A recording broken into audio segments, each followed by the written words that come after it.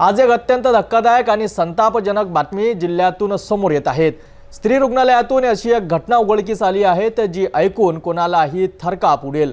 चक्क जिवंत असलेल्या नवजात बालकांना डॉक्टरांनी स्मशानभूमीत नेऊन गाडून टाकण्याचा सल्ला दिल्याची धक्कादायक माहिती समोर येत आहे। चला या घटनेबद्दल सविस्तर माहिती जाणून घेऊया। अमरावती जिल्ह्यातील स्त्री रुग्णालयातून एक मन हेलावणारी घटना समोर आली आहे। लालखडी येथील रहिवासी असलेल्या 23 वर्षीय नूर कौसर अब्दुल अरशद या महिलेला 17 जून रोजी रात्री 11:30 वाजताच्या सुमारास रुग्णालयात दाखल करण्यात आले।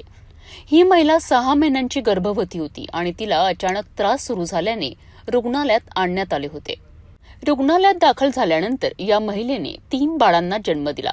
यातील एक बाळ डिलिव्हरी दरम्यानच मृत झाल्याचे सांगण्यात आले। त्यानंतर महिलेला आणखी 2 बाळे झालीत।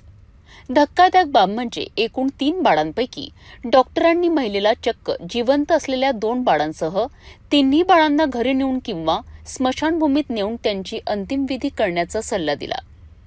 डॉक्टरांच्या सल्ल्यानुसार कुटुंबीय त्या बाळांना स्मशानभूमीत अंतिम विधी करण्यासाठी घेऊन गेलेत। मात्र तिथे गेल्यावर त्यांना धक्काच बसला। त्यापैकी 2 बाळांमध्ये प्राण असल्याचे कुटुंबियांच्या निदर्शनास आलेत। तातडीने कुटुंबियांनी त्या 2 बाळांना परत स्त्री रुग्णालयात आणलेत। रुग्णालयात परत आणल्यानंतरही ती दोन्ही बाळं 1.5 ते 2 तास जिवंत होती। मात्र दुर्दैवाने त्यानंतर त्यांचा मृत्यू झाला। ही घटना अत्यंत खळबळजनक असून डॉक्टरांनी जिवंत बालकांना गाडून टाकण्याचा सल्ला दिल्यामुळे रुग्णालयाच्या कार्यपद्धतीवर मोठे प्रश्नचिन्ह निर्माण झाले आहेत।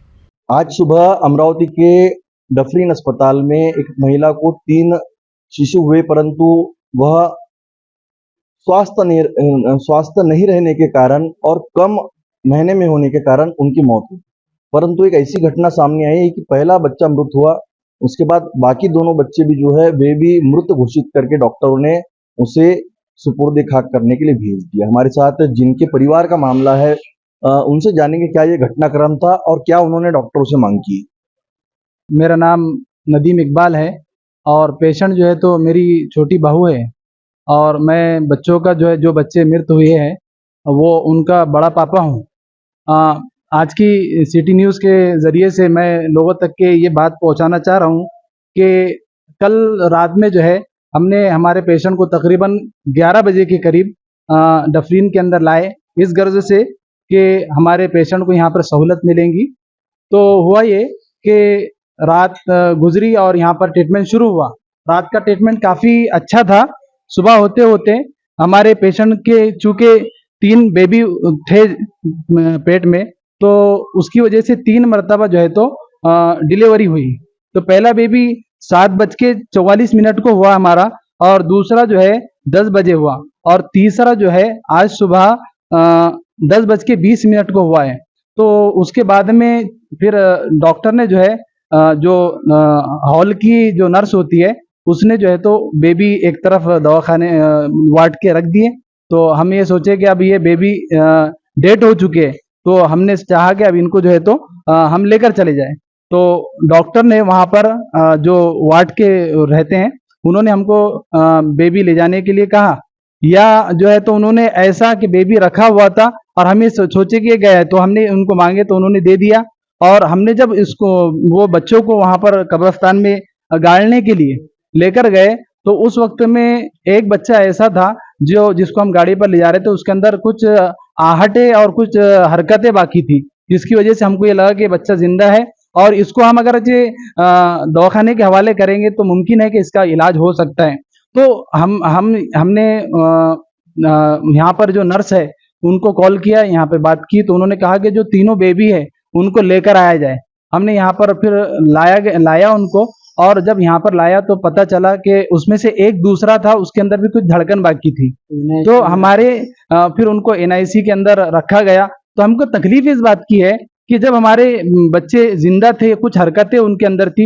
ये बात और है कि 5 महीने के बाद में जो है तो बच्चा जी नहीं सकता अगर पैदा भी हो जाए, लेकिन हरकत जब तक की है, जब तक कि कोई भी पेरेंट्स जो है अपने बच्चे की जीने की उम्मीद कर सकता है। और जब हमारा इतना अच्छा उम्मीद की किरण जिसको डफरीन कहते हैं, जिससे जो है तो पूरे अमरावती जिले के लोग जो है तो फायदा उठाते हैं, और बहुत सारे जिलों के लोग यहाँ से आकर जो है तो फायदा उठाते हैं और अपनी बीमारियों को दूर करके यहाँ पर अपने पेशेंटों को बहुत भरोसे से लाते हैं।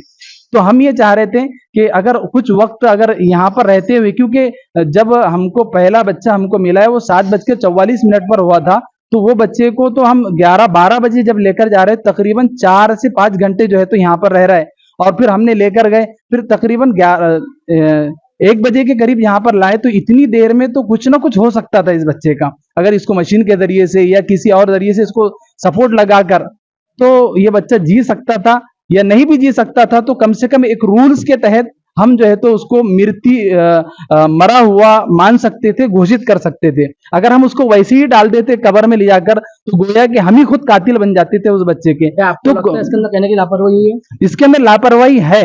लापरवाही ऐसी है कि उस बच्चे को बराबर चेक नहीं किया गया, जैसे ही पैदा हुआ और उसको एक तरफ डाल दिया गया। अगर उसको चेक कर लिया जाता तो उसको मशीन में रखा जाता था, और मशीन में जब रखा जाता था तो ये जो सिस्टर होते हैं उनका काम यह था कि साफ सुथरे तौर पर जो पेरेंट्स है उनको बता दिया जाए कि आपके बच्चे में भी जान है, अभी हम नहीं दे सकते, अभी हम इसको दवाखाने के हवाले ही रखेंगे।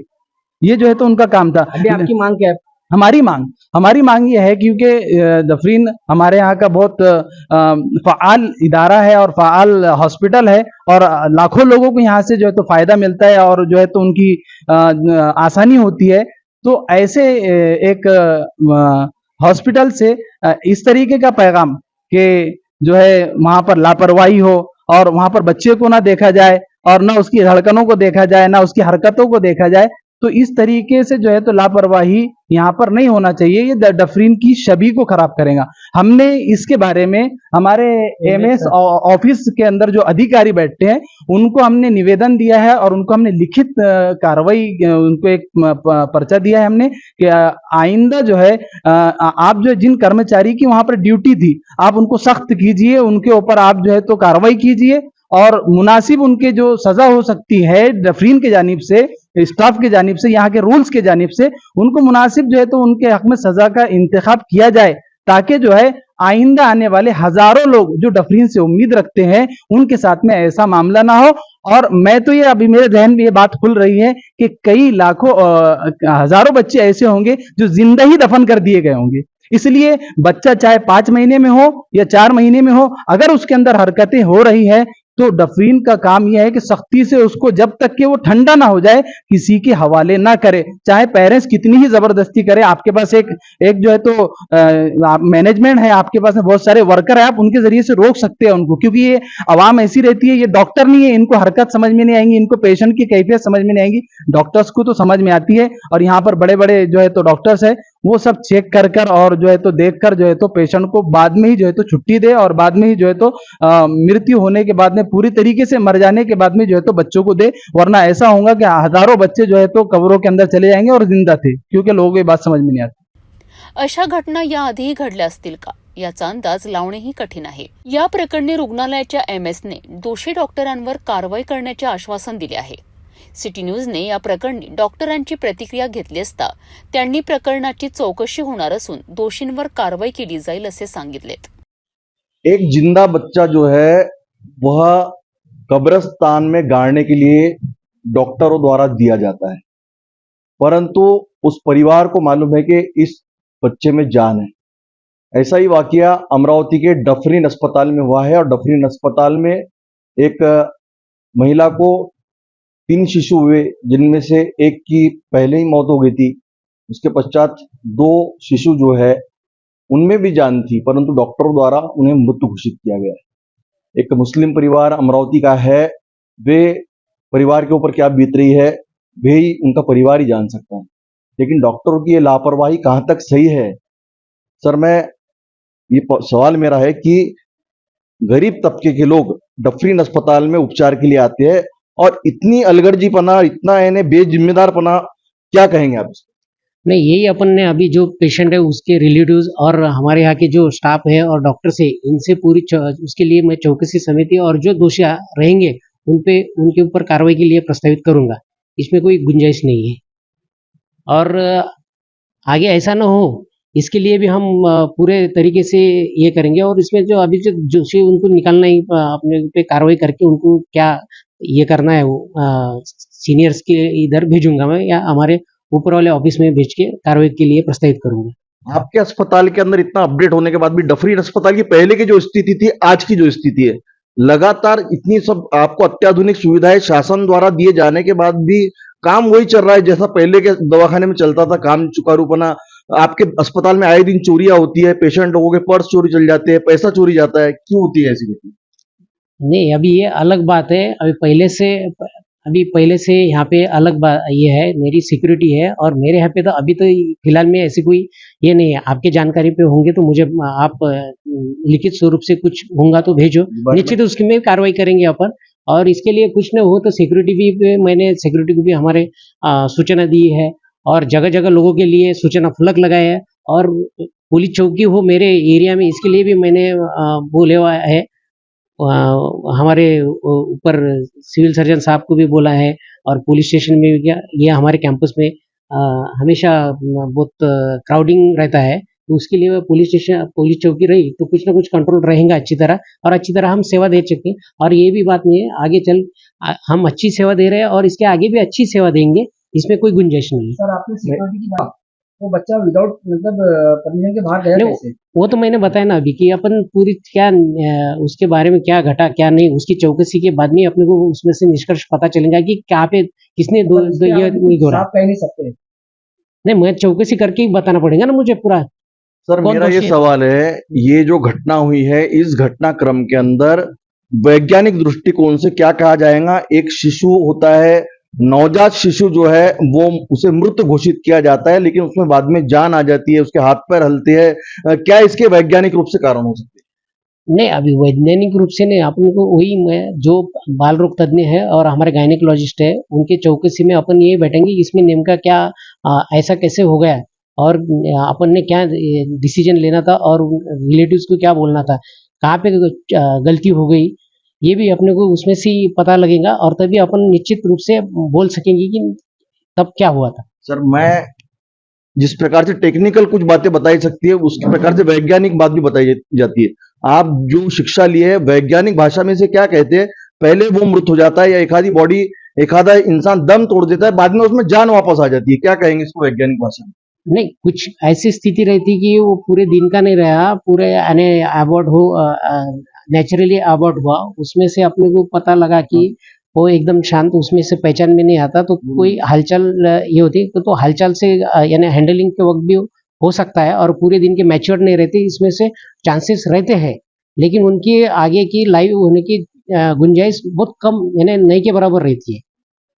निश्चित रूप से ऐसे जो कम उम्र के जो बच्चे होते हैं उनके आगे जीने की गुंजाइश कम होती है। जो कम माह में पैदा होते हैं उनका पूरी तरह से पालन पोषण जो है 9 माह तक नहीं हो पाने के कारण भी जो बच्चे हैं वो कमजोर होते हैं, बाद में उन्हें मशीन में डाला जाता है।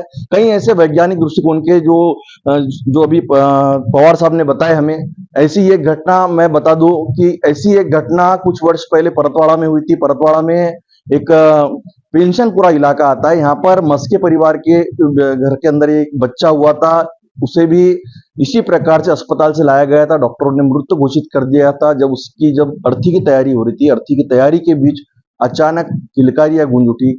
पूरा जितना लोग वहां उपस्थित थे, जितने परिवार के लोग थे, वे खुद आश्चर्यचकित हो गए कि ये कैसे क्या हुआ करके। बाद में फिर उसे अस्पताल ले जाया गया, बाद में वो मृत हो गया।